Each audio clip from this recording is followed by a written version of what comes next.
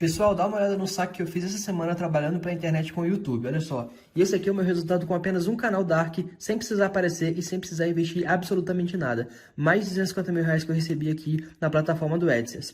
Quer aprender como que eu faço isso? Então clique no link aqui embaixo e vem comigo que eu quero te ensinar. Outra vez que tu vem aqui, eu queria te perguntar sobre a história de Lúcifer, e eu acho que a gente não chegou a conversar sobre isso. O que é esse personagem? Da onde ele vem e o que ele quer? Tá, legal. Posso fazer um parente antes, só para terminar essa história do cassino? Porque claro. ninguém vai esquecer isso. Claro, claro.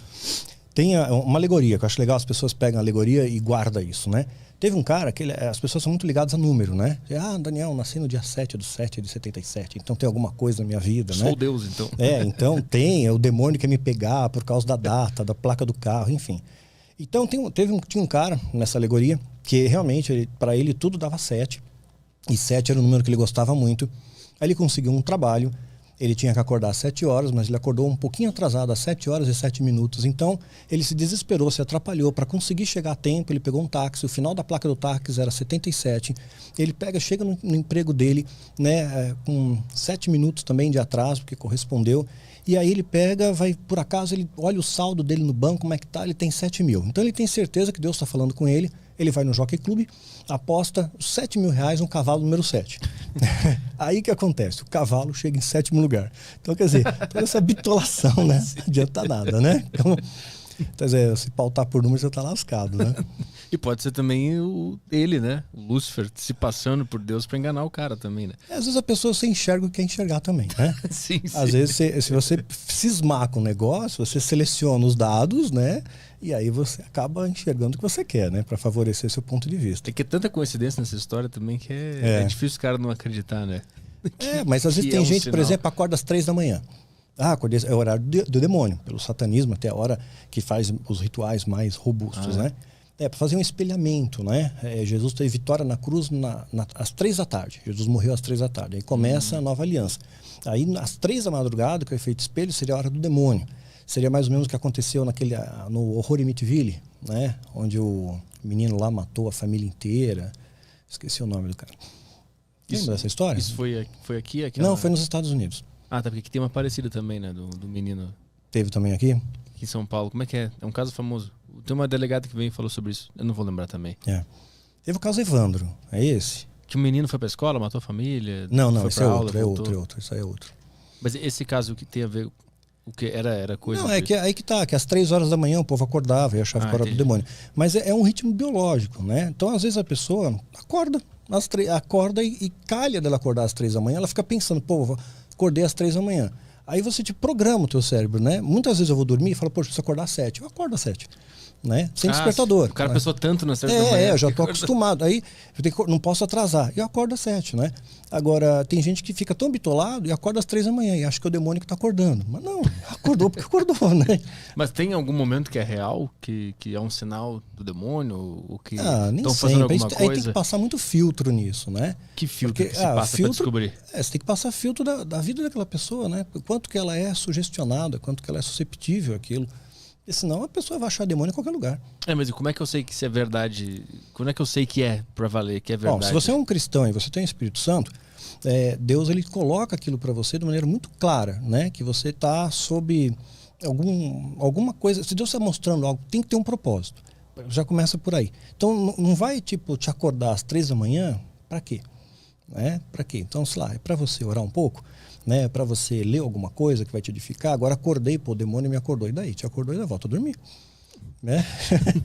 Então, muito bem. Agora o demônio. Lúcifer, né? Ou Lucifer, né? Como chamam no satanismo, é dito em Ezequiel 28, é dito o seguinte, que ele era um querubim ungido. Então ele era um querubim, patente angelical dele, querubim. Então tem demônios, né? Com desmembramentos de patentes, e os anjos também. Anjo, arcanjo, querubim, serafim. E o Lúcifer era um querubim. Aí a Bíblia diz que ele era um querubim ungido. Ungido significa santificado, separado. Então ele era separado para um propósito. Ele tinha uma missão ali, que era um dos guardiões da glória de Deus. E diz que ele era perfeito em formosura, cheio de sabedoria, coloca ele como muito inteligente, bonito. Ele ganhou 9 pedras de Deus. Aí começa, Deus desmembra 9 pedras que ele ganhou. E ele pega esse número 9 para ele. Puxa, eu ganhei 9 pedras de Deus. Então o número 9 para o satanismo é muito importante. Nem tudo que dá 9 também é do demônio, né? Mas o número 9 é importante. Aí, logo depois disso, entra a iniquidade no coração dele, ele quer ser como Deus. Em Isaías, ele subirei acima das mais altas nuvens e serei semelhante ao Altíssimo. Então, você é semelhante a Deus. Eu quero ser como Deus. Ao querer ser como Deus, Deus o afasta da sua presença. Mas ele é um ser muito inteligente. Ele enganou a terça parte dos anjos. Isso é anjo pra caramba. Que não é pautado na população terrestre. Ele enganou 7 bilhões e meio de pessoas, né? Ou 1/3 dessa população. Estamos falando de uma dimensão espiritual. A Terra é uma poeira cósmica em relação ao universo. Nós somos nada aqui. É um pontinho. Então, bilhões, trilhões de anjos ali, ele conseguiu enganar. Então, o poder de persuasão dele é muito grande, muito forte. Aí é dito que ele foi lançado para a Terra com a terça parte. Aí o que acontece? Ele está numa dimensão, no paraíso, que é uma dimensão, no meu entender, ainda espiritual, onde Deus faz Adão e Eva, faz a sua imagem e semelhança. E aí tinha uma árvore do conhecimento do bem e do mal que o homem não podia tocar, não podia comer. E o diabo estava ali. Quer dizer, ele não tinha ainda o poder de zanzar por todo o planeta. O poder dele geográfico se limitava ao perímetro dessa árvore, né? Do conhecimento do bem e do mal. Mas por que ele estava ali? Então, ele foi mandado por Deus ali, né? E aí, ele estava no paraíso, porque havia uma única regra no paraíso. Não come da árvore do conhecimento. Não tinha 10 mandamentos, né? É um só. Você não come dessa árvore. Um mandamento, não tinha problema nenhum, sabe? O Adão pulava no cipó pelado, caía no rio, estava tudo bem, sem nenhum problema. Não tinha DR, não tinha sogra. Pensa bem na situação de Adão. Começou depois da maçã. Depois de Adão, depois. Né? Então, e eles fizeram, sogro de alguém também. Então, quer dizer, não tinha problema, cara. Aí, de repente, Deus colocou, não vai nessa árvore. O demônio estava lá, até mesmo para testar a fidelidade, porque você tem um livre-arbítrio. Mas Deus sabia que ali estava o demônio? Sabia, claro. Deus permitiu que ele ficasse ali. Entendi. É o livre-arbítrio humano, a sua escolha. Deus deu a direção, não mexe. Um mandamento, não eram 10, Aí Eva chega perto, né? Eu imagino que essa sedução levou um tempo, não foi assim. Aí Eva, come a maçã. E a maçã é só uma alegoria, né? Na verdade, na Idade Média, as missas eram celebradas em latim, e a palavra malum e malus é muito parecida no latim. Uma quer dizer macieira e outra quer dizer mal. Então a maçã ficou associada a essa simbologia do mal. Então vamos colocar aqui que seja maçã. Ele vai, come a maçã, é bonita, é cheirosa, é legal. E Eva foi resistindo. Você vê que ele tentou Eva, ele não tentou Adão. Ele tentou na mulher. Tem algum significado isso? Eu acho que ele tentou pegar assim o ponto fraco. A mulher é mais semântica. O homem é mais racional, até hoje, né? E a mulher é mais emocional. Então ele talvez tenha tentado pegar a Eva pela emoção dela, né? Pela emoção.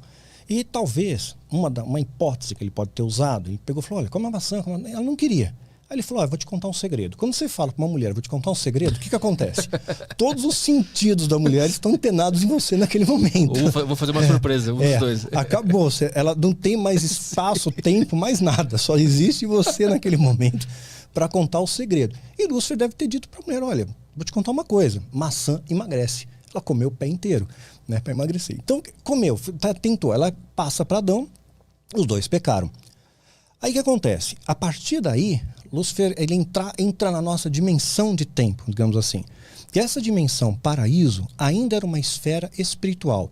Os judeus acreditam que existem 7 céus, né? Então Lúcifer foi expulso da presença de Deus, não estava mais no mesmo patamar de céu que estava Deus, e foi expulsou para a terra. Então ele estava aqui na terra, mas de uma dimensão ainda não terrena. Por exemplo, tua sombra está aqui, né? E você. Então vocês dois estão no mesmo espaço, mas em dimensões diferentes. A sombra não tem 3 dimensões, né? E você tem. Então as dimensões estão aqui, mas no mesmo espaço, mas em dimensões diferentes, patamares diferentes. Tá claro? Tem? Aí o que acontece? Então eles estão nessa dimensão paraíso, que seria o equivalente ao terceiro céu, que Paulo fala, estive no terceiro céu e estive no paraíso. Nessa mesma dimensão do paraíso, tem a árvore do conhecimento do bem e do mal e tem a árvore da vida, né? A árvore da vida, Deus proibiu, era o mesmo local. Lá em Apocalipse vai dizer que a árvore da vida está no céu, faz parte do perímetro geográfico ali do céu, da Jerusalém celestial.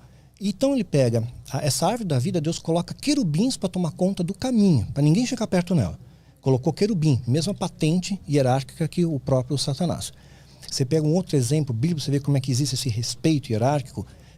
começa a ter uma treta, eles começam a disputar o corpo de Moisés. Porque se Moisés fosse enterrado, os ossos dele seriam venerados. Né? Ele era um profeta muito importante, libertou os caras do Egito e tal, né? Aí o que acontece? Lúcifer, ele vai querer pegar o corpo de Moisés, é descrito na Epístola de Judas. E vem um arcanjo, né? Miguel vai lá e faz uma treta com o diabo. Só que o arcanjo, ele não tem autoridade para repreender um querubim. Então ele fala que o Senhor te repreenda. Quer dizer, Deus vai te repreender, né? Então os dois são irmãos, foram feitos por Deus. Então assim, o pai te repreende, né? Eu não posso ser você tem hierarquicamente ser acima de mim. Então você tem esse respeito hierárquico entre eles. Aí o que acontece? Voltando, então colocou querubim, mesma patente para tomar conta do caminho da árvore da vida. Quando o homem é afastado, imagina que o demônio, a Bíblia diz que ele é como o leão. Não é o leão, mas é como o leão. Ele precisava de uma legalidade do homem para sair daquele perímetro, daquela prisão temporária dele. O perímetro da árvore. O homem podia libertar ele dessa... Libertou, com o pecado. Sim, sim. Né? Aceitou. Então imagina um leão dentro de uma jaula, a tranca está do lado de fora. Só eu posso abrir. O leão não pode abrir por dentro. Ele é muito mais forte do que eu, mas ele não pode abrir. Aí eu abro. Aí o homem abriu pelo pecado, ele entra na nossa dimensão.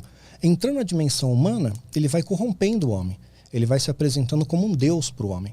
E pior ainda, esses anjos caídos tiveram relações com as mulheres. Em Gênesis 6, fala que os filhos de Deus, anjos, viram as filhas dos homens, né, humano aqui, que eram formosas e tomaram para si mulheres que tantos escolheram. Tiveram relações com essas mulheres e nasceram varões de grande renome, gigantes.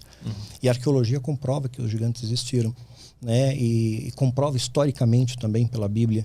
Então eles trouxeram uma série de perversão para o homem, apresentando politeísmo, vários deuses, aquela coisa toda, e sacrifício humano, e foi indo, né, pervertendo a humanidade. E o objetivo dele é qual?